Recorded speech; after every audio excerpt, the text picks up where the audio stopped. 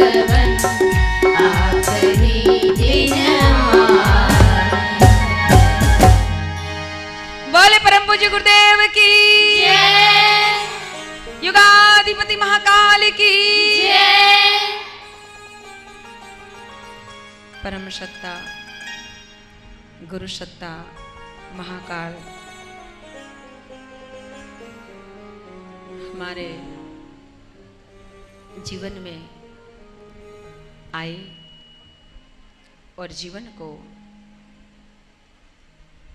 अब दिव्य बनाने के लिए हमें ढालने के लिए गाड़ने के लिए यहाँ पर बिठाया है। एक बार कमर सीधी करके बैठे। अब हमारा एक क्लास चलेगा, बिल्कुल डिसिप्लिन से चलेगा। आज हम जो सीखने जा रहे हैं वो कोई एक दिन के लिए नहीं है। ये विधि विधान हमारे पूरे जीवन को बदल के रख देगा। इसलिए सभी से नम्र निवेदन है, हाथ जोड़ के निवेदन है, हमारी सभी बच्चियाँ कोई दूध पीती बच्चियाँ नहीं है, बहुत समझदार है।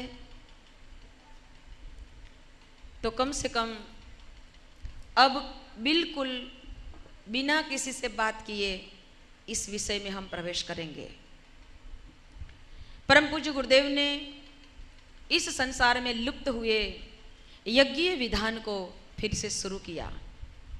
ठेर ठेर गायत्री परिवार के छोटे मोटे परिजन यज्ञीय ऊर्जा को लेकर, यज्ञीय विचार को लेकर, यज्ञीय प्रेरणाओं को लेकर गांव गांव, गली गली, मोहल्ला मोहल्ला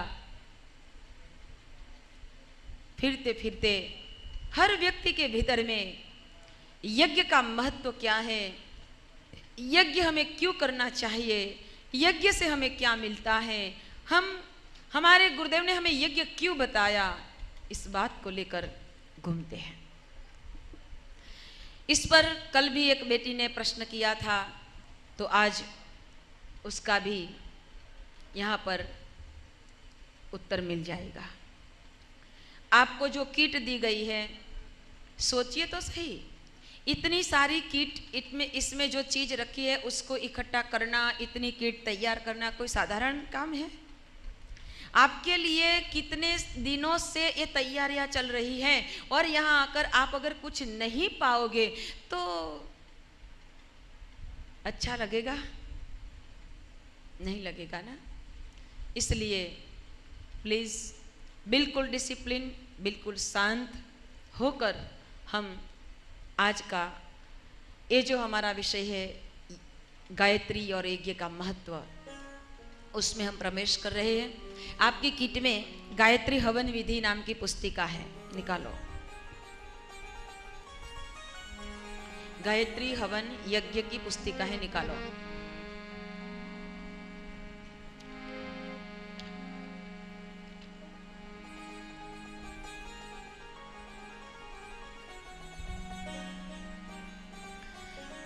निकाल दी? यस। अब यहाँ पर ध्यान रखो, जब हम पेज नंबर बताएंगे तब वहाँ से हम शुरू करेंगे, लेकिन पहले समझ ले कि यज्ञ क्या है।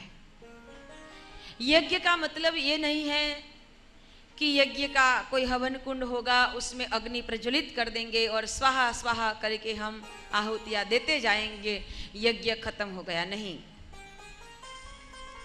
ये यज्ञ का बाहरी रूप है, यज्ञ का बाहरी रूप है। यज्ञ क्या है? परम पूज्य गुरुदेव ने यज्ञ प्रेरणा को संसार में फैलाने के लिए यज्ञ का महत्व बताया। यज्ञ यानी सत्कर्म। आप अपने पास कॉपी नोट भी है, लिख सकते हैं। यज्ञ का मतलब है सत्कर्म। लिखो, याद रहना चाहिए आपको। घर जाके भी किसी किसी दिन इस कॉपी को निकालना है और पढ़ना है, देखना है, समझना है। यज्ञ का मतलब है सत्कर्म। अपने स्वार्थों की बलि, अपने स्वार्थों की बलि, यानी कि जनहित के लिए अपने स्वार्थ को छोड़ देना और परमार्थ को अपना लेना। जनहित के लिए अपने स्वार्थ को छोड़ देना और परमार्थ को अपना लेना, उसी का नाम है यज्ञ।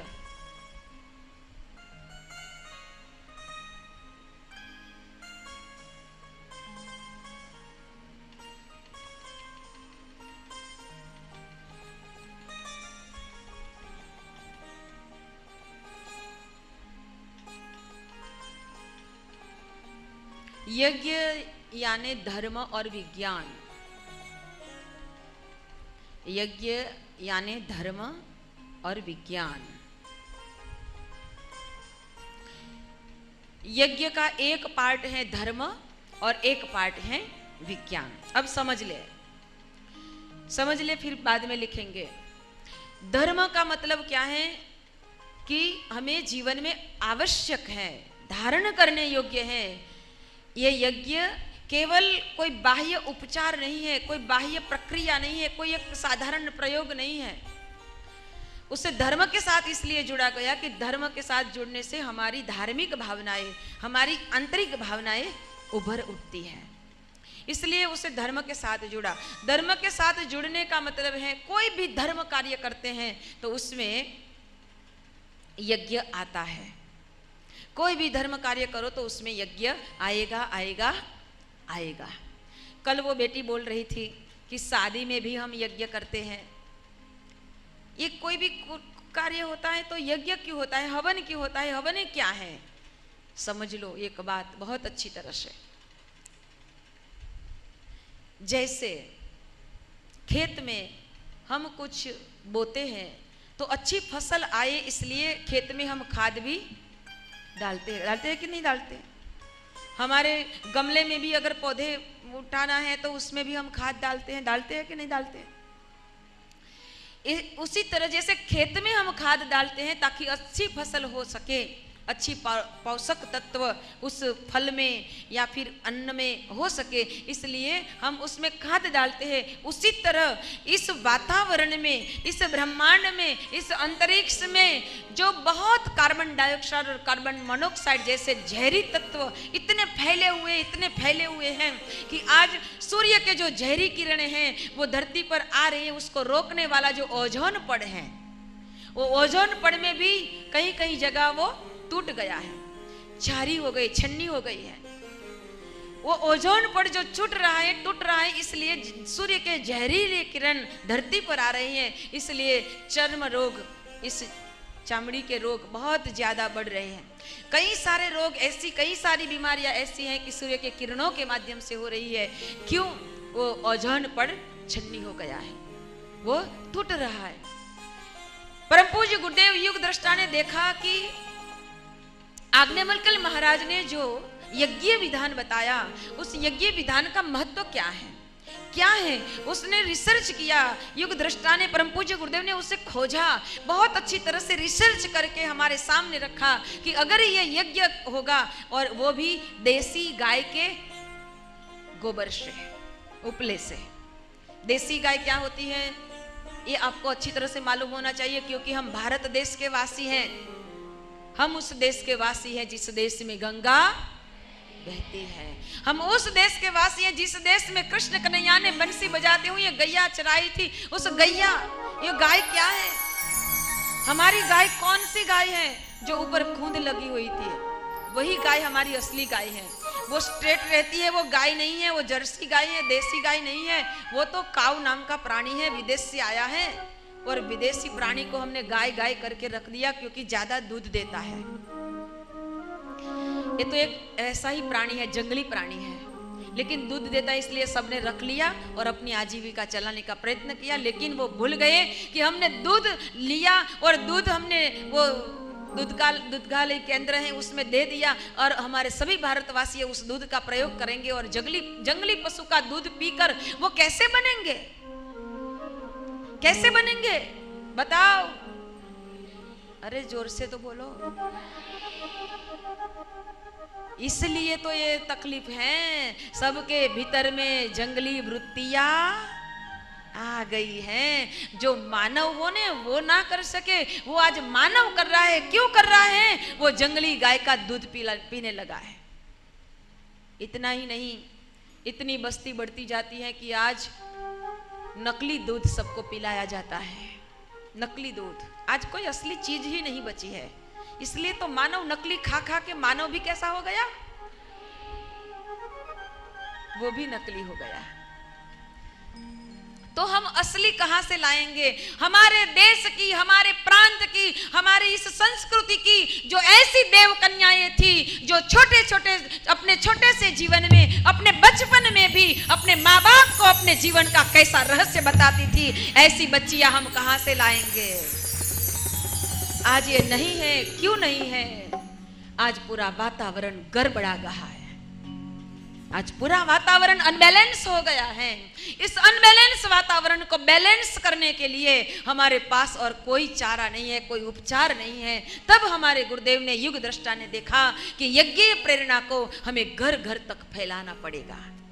हम घर घर तक, गांव गांव तक, मोहल्ले मोहल्ले, गली गली में उसको ले जाना पड़ेगा। भाई यज्ञ करना, यज्ञ करना, यज्ञ करना। क्यों? यज्ञ से क्या होता है? यज्ञ में अगर हम देसी गाय के उपले जलाएंगे तो उसका बहुत बड़ा विज्ञान है, बहुत बड़ा विज्ञान है। उसमें तो पूरी गौ कथा आती है। इस गोबर को जलाने से उसमें से कौन से वायु निकलते हैं और इस वायु आकाश में जाते हैं, अंतरिक्ष में कौन सा परिवर्तन लाते हैं, इस मन पर उसका कौन सा परिवर्तन होता है, इस शरीर पर कौन सा परिवर्तन होता है, हमारे शरीर, मन और हमारे धान पर, हमारे वायु पर, हमारे जल पर, हमारे विचार पर उसका क्या परिवर्तन होता है। ये हमारे जब गुना में, मध्य प्रदेश के गुना सेंटर में जब अश्वमेध यज्ञ हुआ था, तब अमेरिका से टीम आई थी वैज्ञानिकों की।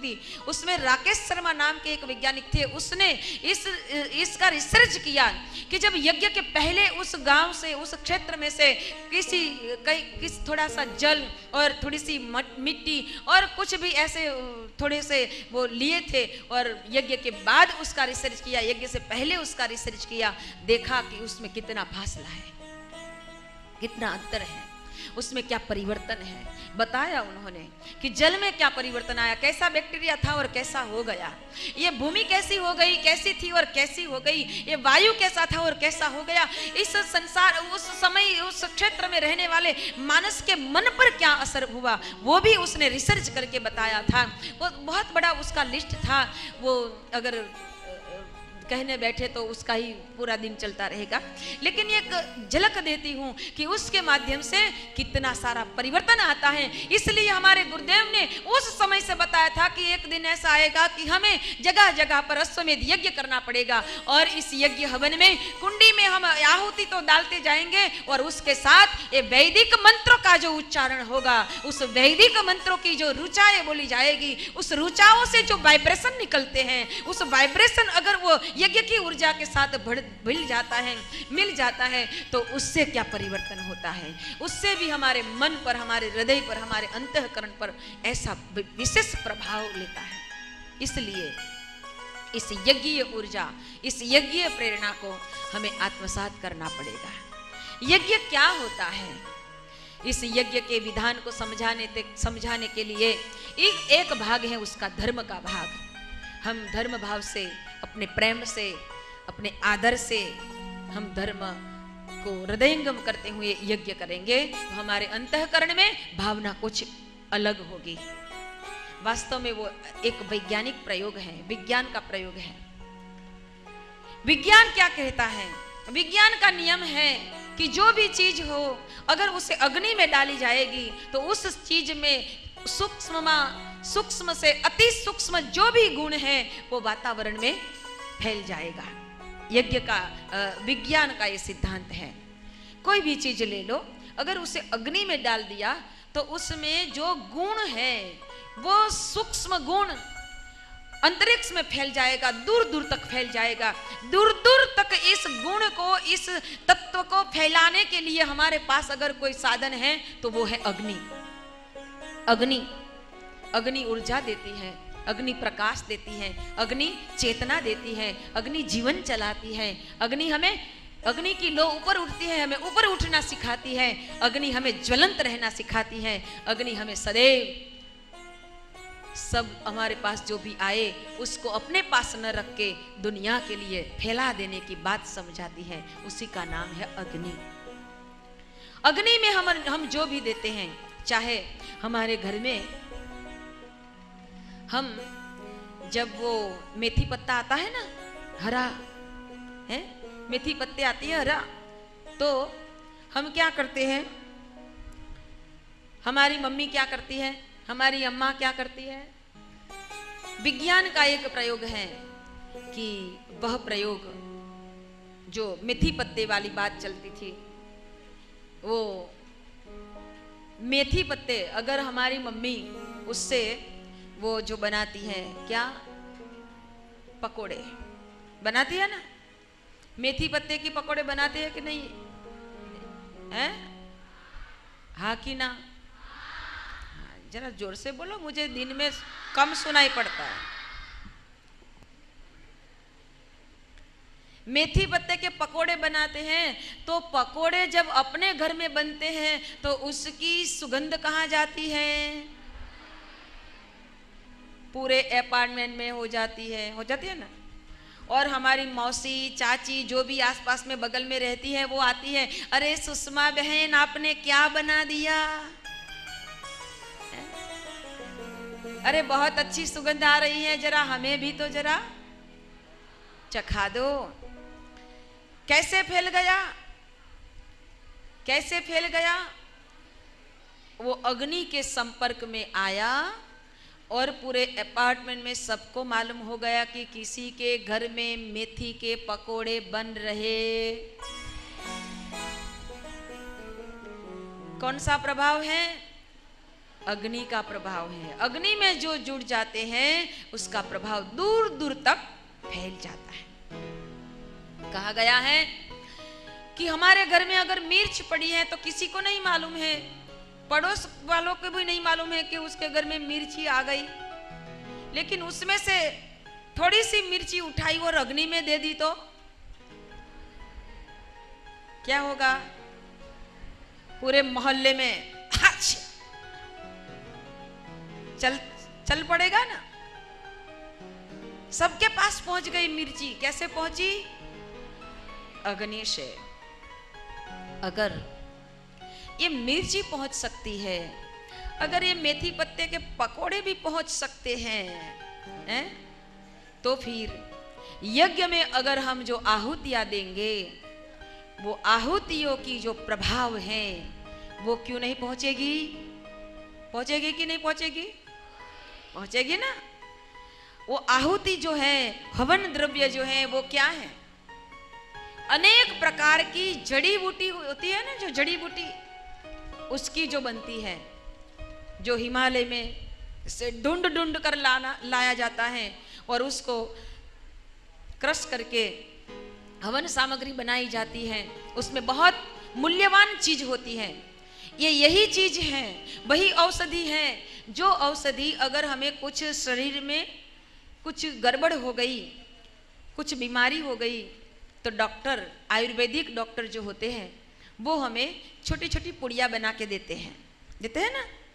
छोटी छोटी पुड़िया, ये 3 टाइम ले लेना, 1 2 3, सुबह में, दोपहर में और शाम को।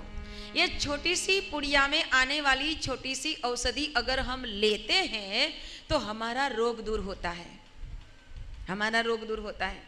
लेकिन अगर ये छोटी सी पुड़िया में आने वाली औषधि अगर हमने अग्नि में समर्पित कर दी तो हमसे ज्यादा कई सारे लोग तक वो पहुंच जाएगी और उसका रोग भी दूर हो जाएगा। यह यज्ञ का वैज्ञानिक प्रयोग। फ्रांस का वैज्ञानिक डॉक्टर हाफकिन, उन्होंने रिसर्च करते करते प्रयोग किया। उसने तो प्रयोग किया था, वो सिगरेट पी रहा था और सिगरेट पी रहा था, वो जलती हुई सिगरेट उसने वो बॉक्स में रखी थी और वो जो प्रयोग कर रहा था, उस प्रयोग करते करते उसमें से चीनी के कुछ दाने उसके हाथ से छूटे और वो जलती हुई सिगरेट पर गिरा और जो चीनी उसमें अग्नि में जलने लगी, उससे जो धुआं हुआ, वो जो प्रयोग चल रहा था उसमें विशेष परिवर्तन उसने देखा कि ये परिवर्तन कैसे आ गया, इतना जल्दी परिवर्तन कैसे आया, ये क्यों आया। जब उसने रिसर्च किया तो मालूम हुआ कि ये चीनी जब जली तब उससे जो धुआं निकला उसका ये परिणाम है। उसने फिर रिसर्च करना शुरू किया और उसने रिसर्च करके हमें बताया कि घी और चीनी का मिश्रण अगर अग्नि में जलता है तो उससे कई गुना ऐसे दिव्य ऊर्जा उत्पन्न होती है, उससे टीबी के बैक्टीरिया, दमा, खांस, ऐसे कई सारे रोग का इलाज हो सकता है, कई सारे रोगों का इलाज हो सकता है। और ऐसे इलाज के लिए हम डॉक्टरों के पास जाते हैं जो सिर्फ उसको बताने के लिए जाते हैं, फिर भी हमें फीस कितनी देनी पड़ती है कि नहीं देनी पड़ती है। वो हमें चेक करते हैं और फिर वो दवाई देते हैं, उसमें भी हमें कई गुना ज़्यादा पैसा खर्च करना पड़ता है। हम स्वयं ही स्वस्थ रहे, हम स्वयं ही अपने शरीर का ही नहीं, अपने परिवार का, अपने घर का, अपने आसपास के, अपने मोहल्ले को, अपने गांव को और अपने पूरे देश को कैसे स्वस्थ रख सकते हैं, उसका अगर कोई विधान हमारे गुरुदेव ने बताया है तो उसका नाम है यज्ञ। यज्ञ हमें अपने घर में प्रतिदिन यज्ञ करना चाहिए, हमें अपने घर में प्रतिदिन यज्ञ करना चाहिए। इस यज्ञ का महत्व बताते हुए हमारे ऋषि मुनियों ने हमें उसका विधान बताया है। हम उसको गीत के माध्यम से, प्रज्ञा गीत के माध्यम से समझने का प्रयत्न करेंगे। आपके पास अगर श्रद्धा के स्वर पुस्तिका है तो 71 नाम की पेज निकालेंगे, उसमें है यज्ञ से क्या होता है। होता है सारे विश्व का कल्याण यज्ञ से, जल्दी प्रसन्न होते हैं भगवान यज्ञ से। होता है सारे विश्व का कल्याण यज्ञ से, जल्दी प्रसन्न होते हैं भगवान यज्ञ से। जल्दी प्रसन्न होते हैं भगवान यज्ञ से। जल्दी प्रसन्न होते हैं भगवान यज्ञ से। ऋषियों ने ऊंचा माना है स्थान यज्ञ का, ऋषियों ने ऊंचा माना है स्थान यज्ञ का। भगवान का यह यज्ञ है भगवान यज्ञ का। भगवान का यज्ञ है भगवान यज्ञ का। जाते हैं देवलोक में इंसान यज्ञ से, जाते हैं देवलोक में इंसान यज्ञ से। जल्दी प्रसन्न होते हैं भगवान यज्ञ से, जल्दी प्रसन्न होते हैं भगवान यज्ञ से। ऋषियों ने ऊंचा माना यज्ञ का ऊंचा, ऋषियों ने बताया कि यज्ञ का ऊंचा स्थान है, ये भगवान का यज्ञ है और भगवान यज्ञ के हैं। बताया गया जाते हैं देवलोक में इंसान यज्ञ से। मान लो, समझ लो कि जब हमारे शरीर से प्राण निकल जाते हैं तब इस शरीर को कहाँ ले जाता है, कहाँ ले जाया जाता है? चिता पर सुलाया जाता है ना। और चिता में ये क्या है, चिता में क्या क्या दे जाती है? अग्नि दे जाती है। वो हमारा अंतिम यज्ञ है, अंतिम यज्ञ है। और चिता पर सुला के गायत्री महामंत्र से हम अग्नि प्रज्वलित करेंगे और उसको भावनात्मक आहुतियां प्रदान करेंगे तो ये शरीर भी, ये देवलोक में जब प्राण जाती हैं तो यज्ञ के माध्यम से जाती है। इसलिए बताया गया जाते हैं देवलोक में इंसान यज्ञ से। जाते हैं देवलोक में इंसान यज्ञ से, जल्दी प्रसन्न होते हैं भगवान यज्ञ से। जल्दी प्रसन्न होते हैं भगवान यज्ञ से। जो कुछ भी डालो यज्ञ में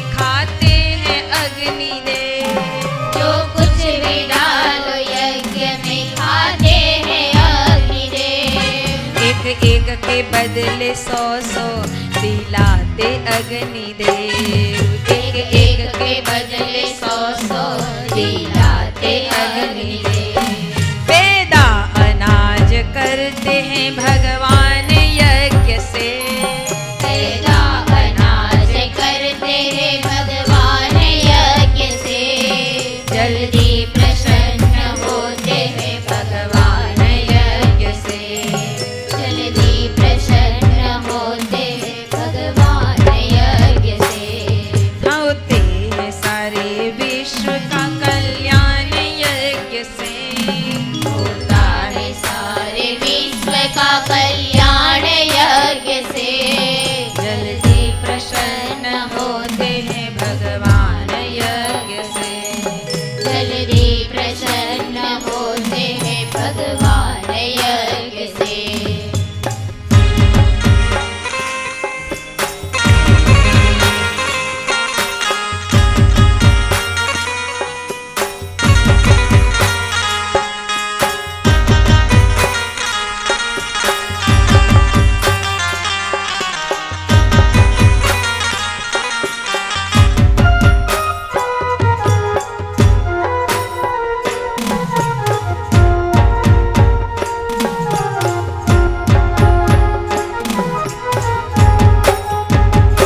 विधान हमें कहता है